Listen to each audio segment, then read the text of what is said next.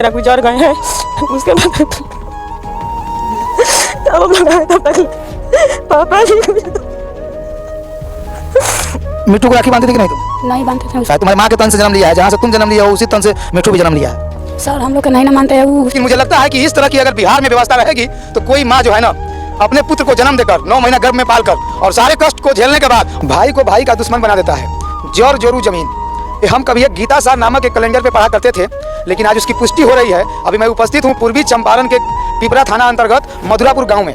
मधुरापुर गांव का यह एक छोटा सा टोला है और ये जो छोटा सा बालक जो उत्तरी में दिख रहा है कहीं ना कहीं से पीड़ित परिवार होंगे, लेकिन कहीं भी जब इतना छोटा बच्चा जब उत्तरी में दिखता है ना तो कहीं ना कहीं से बिहार सरकार की उस सिस्टम के साथ साथ मेरा दिमाग भी उतर जाता है। अब सवाल इस पीड़ित परिवार पे करें कि सवाल बिहार सरकार की उस सिस्टम पे करें, उस लापरवाही पे परवाही पे करें, कि सवाल बिहार सरकार की दारू पे बेवजह का ज्ञान बांटने पे करें। मामला आज से 2 दिन पहले की है। अब जानकारी लेंगे यहाँ पे पीड़ित परिवार के एक जो है बेसहारा जो इनका लाठी था, 2 लाठी था इनके पास, जो एक लाठी दुनिया से दफन हो चुका है तो वही दूसरा लाठी सलाखों के अंदर है। अब इनके मुंह में भी कौन आग देगा, यह सवाल इनसे करेंगे और इस सवाल को अपने आईना के द्वारा पूरे बिहार के उस सुशासन तक पहुंचाएंगे जो बार बार समाज को सुधारने की चर्चा करते हैं। क्या नाम है चाचा? रामस्वरूप प्रसाद। अच्छा, क्या कैसे घटना को अंजाम दिया गया? आपके बेटा का हत्या हो गया, कौन हत्या किया?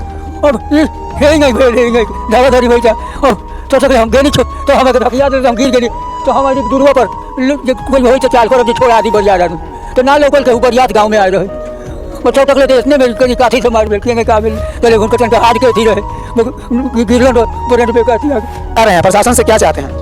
अब हमारे तो मेरे ऊपर दिया कि नहीं तो गलती से हिस्सा पड़ के कोई लोग अब निगाह अपने के बाद जगह होके तो यह पीड़ित परिवार है और जानकारों का कहना है कि इनका 2 पुत्र हैं और इनके 2 पुत्र के बड़े वाले पुत्र जमुना प्रसाद का 2 पुत्र और 2 पुत्री, जबकि जमुना प्रसाद के 1 पुत्र और 1 पुत्री का शादी हो चुका है। तो वही जमुना प्रसाद की छोटा पुत्र जो है उसको जो है जमुना प्रसाद के छोटे भाई यानी पप्पू प्रसाद ने गोद ले रखा था। आप सोचिए घटना को किस तरह से अंजाम दिया गया है और घटना कितना मार्मिक है आप सोच सकते हैं। अब जमुना प्रसाद के छोटे पुत्र को गोद ले रखे थे पप्पू प्रसाद। बिहार सरकार की शराबबंदी वाला दारू को पीकर आज से बीते रात जो है जमुना प्रसाद को अपने जीवन से हाथ धोना पड़ा। कैसे कैसे घटना भाई? घर के लिए।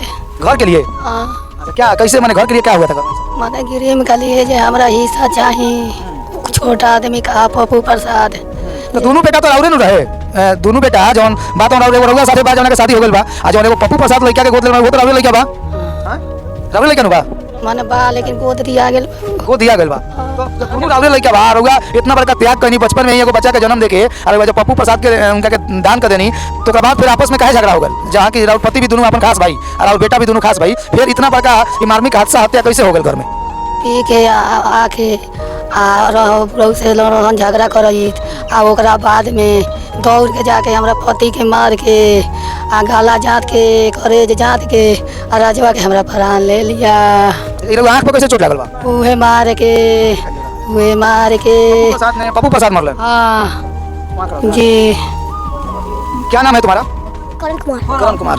तो किसका देहांत हुआ है? के मरल बा? बाबाजी। कैसे मर गए तोर बाबाजी? तोर बाबाजी कैसे मर गए? ये छोटा बच्चा है और इसको शायद ये भी पता नहीं है कि इसको उत्तरी किस लिए दिया गया है, क्या प्रक्रिया है। हालांकि इसका पिताजी प्रदेश में रहते हैं, अभी आए नहीं हैं, लेकिन आखिर बताइए कि इतना मार्मिक घटना एक ही परिवार में और आपस में ही भिड़त होकर और आपस में अगर किसी का जान चला जाए तो कहीं ना कहीं ये सवाल बिहार के उन सिस्टम से है कि नहीं।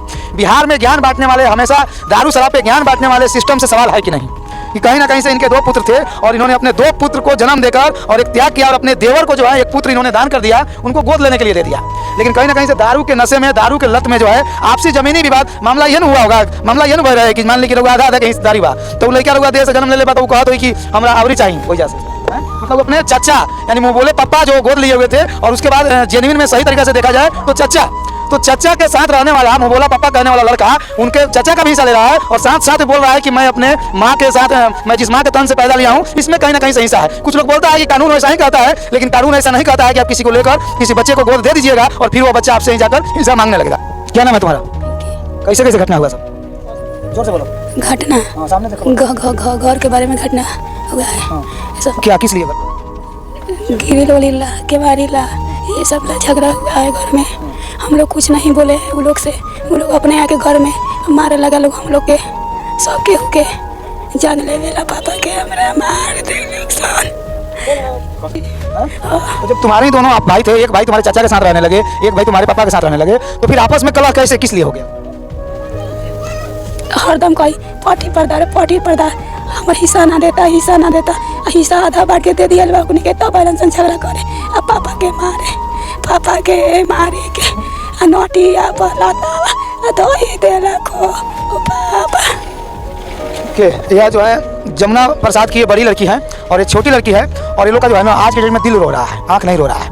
कहीं ना कहीं से ये लोग की आंख के आंसू सूख गया है और ये लोग का दिल रो रहा है, और कहीं ना कहीं से इस परिवार को वो दिन भी याद आ रहा होगा जब इतना बड़ा त्याग किया होगा और अपना बेटा अपना पुत्र को है ना पोसने के लिए अपने चाचा और अपने देवर को दे दिया होगा।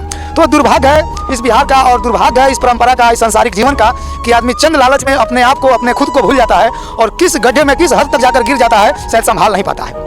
समस्या तो इनके घर की है और दोनों ब्लड के रिश्ते थे, चाहे बेटा को देखा जाए बाप को देखा जाए। अब एक बुढ़े हैं जो यहाँ पे 85 साल के बुजुर्ग हैं, उनका कहना है कि एक बेटा मेरा दफन हो गया और दूसरा बेटा सलाखों के अंदर चला गया, तो फिर मेरा कफन का व्यवस्था कौन करेगा? कहीं ना कहीं से उनका भी सवाल लाजमी है और ये भी सवाल उनका जायज़ है। तुम जो आवेदन दिए हो तो आवेदन कितने लोग, आवेदन कौन दिया है थाना में? तुम दिए हो? जी सर। कितने लोग के नाम से दिए हो? हम दोनों माँ बेटी दिए हैं। कौन कौन उसमें दोषी है? कौन कौन मारा है? सिर्फ वही तुम्हारा जो पप्पू प्रसाद है वो मारे हैं कि और कोई मारा है? पप्पू प्रसाद मिठू कुमारी मारा है। मिठू तो तुम्हारा भाई है? जी सर, भाई नहीं है मेरा। क्यों? क्यों ऐसा ही मेरा भाई नहीं है, मेरा पर्दार है। कैसे पटदार होगा तुम्हारा भाई और कैसे पटदार हो सकता है? तुम्हारी माँ के तन से जन्म लिया है, जहाँ से तुम जन्म लिया हो उसी तन से मिठू भी जन्म लिया है। सर हम लोग का नहीं ना मानते हैं वो। तो मिठू मारा है साथ में?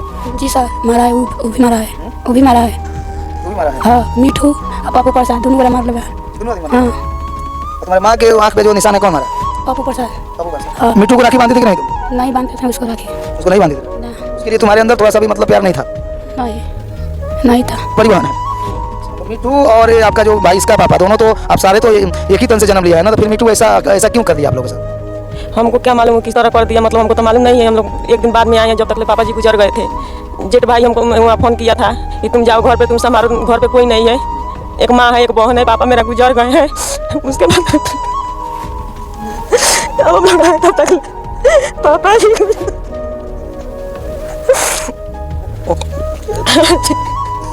अब सबसे बड़ी सवाल है कि इस तरह की घटनाओं को आखिर क्या नाम दिया जाए? इसमें किसको गुनाहगार बनाया जाए, किसको दोषी बनाया जाए, किसको पीड़ित बनाया जाए? यह सवाल किया जाए तो किससे किया जाए? अगर इस तरह की व्यवस्था अगर हमारे बिहार में है, इस व्यवस्था का क्या नाम दिया जाए? कहीं ना कहीं से दुर्लभ व्यवस्था है और बिहार की दुर्लभ व्यवस्था के कारण ही जो है इस तरह की घटना को अंजाम दिया जाता है। सारे परिवार की एक जिम्मेदारी पूर्वक गार्जियन यहाँ बैठे हुए हैं और इनके नज़र में दोषी कोई नहीं है। इनके नज़र में सिर्फ दोषी इसलिए कोई नहीं है कि सबका जो है बीज यही है और इन्होंने ही सबको ये साम्राज्य दिया था इतना बड़ा और एक से जो है चार किया था। थोड़ा सा आप खड़े हो जाइएगा। अब इनका कहना है कि मेरा एक बेटा स्वर्ग चला गया, एक बेटा जेल चला गया। तो बेटा तो आपका गुनाह किया है, बेटा दोनों आप ही का था? दोनों आप ही का बेटा? हाँ बेटा दोनों। तो आखिर एक तो गुनाह किया है। अब बताओ देखिए कैसे का भेल अब हमारा मालूम ना भेल एक नतीजा बाकी है। अब एगो सड़क चल गया, एगो जेले चल गया, हमारा के देखे कहा जाए सब लोग तो अपना ही है, दूसरा कोई इसमें है नहीं। अब इसका लाख सब लोग अपना है, लेकिन जिसका दर्द है वो तो अपने दर्द को नहीं भूल सकता है ना। गलत कहना सही कर रहे हैं? ये सही है। हमारे आपके नज़र में हम लोग समाज के लोग हैं, पड़ोसी हैं, हमारे नज़र में पूरा परिवार एक है, लेकिन किसी का पिता, किसी के मांग का सिंदूर जो होता है उसके लिए वो एक व्यक्ति होता है। मानते हैं कि नहीं? जी जी मानते हैं, लेकिन होनी था हो गया, अब उसको क्या कहा जाए? अगर माफी योग हो तो माफ कर दिया जाए। अगर ऐसे बुजुर्ग और 80 साल के एक पिता जो है अपने मुखाग्नि का भीख मांग रहे हैं तो माननीय कानून व्यवस्था की जवाबदेही बनती है और उनकी विचारधारा के ऊपर निर्भर करता है उनको क्या करेंगे। लेकिन मैं एक दुर्लभ सिस्टम से एक बार सवाल जरूर करूंगा कि बिहार में दारू पर ज्ञान बांटते रहिए, दारू पर ज्ञान बांटना कभी कम नहीं होगा और बिहार में जहरीली दारू पीकर और दारू के विवाद में मरना भी कभी कम नहीं होगा। एकदम बिल्कुल दारू ही काल है जी, एकदम बिल्कुल। क्योंकि एक समय था कि हमारे बिहार में दारू जब दुकानों में मिला करती थी, जब दारू की सरकारी लाइसेंस ठिका होता था, तो इस तरह की आंकड़ा देखा जा सकता है, इस तरह की दारू से मरने वाली की संख्या नहीं थी। लेकिन जब से हमारे बिहार में दारू बंद हो गया, अब समझ में नहीं आता है कि ससुरा दारू बंद हो गया और दारू से मरने वाला का संख्या भी बढ़ गया। अभी कैसे हो जाता है? दारू पीकर मर जाना, दारू पीकर मार देना, दारू पीकर आपस में लड़ जाना, ये सारा मामला कहीं ना कहीं से चला जाता है दारू पे। ऐसे घरों का जब किसी का चिराग बुझता है और ऐसे घरों के साथ जब इस तरह की मातम की स्थिति आती है तो उसमें 70% कांड जो है दारू का होता है। बिहार सरकार बिहार से गरीबी मिटा रहे हैं कि गरीबों को मिटा रहे हैं, या बिहार सरकार को सोचना है। लेकिन मैं दावे के साथ कह सकता हूं कि बिहार में आज डेट में सबसे ज्यादा कोई मर रहा है, दारू से मर रहा है और वह गरीब लोग मर रहे हैं। अपनी प्रतिक्रिया कमेंट बॉक्स में दीजिएगा और वीडियो अच्छा लगेगा तो लाइक शेयर करना नहीं भूलिएगा। लेकिन मुझे लगता है कि इस तरह की अगर बिहार में व्यवस्था रहेगी तो कोई माँ जो है ना अपने पुत्र को जन्म देकर 9 महीना गर्भ में पालकर और सारे कष्ट को झेलने के बाद और किसी को जो है पोषपुत नहीं देगी। जय हिंद, जय बिहार।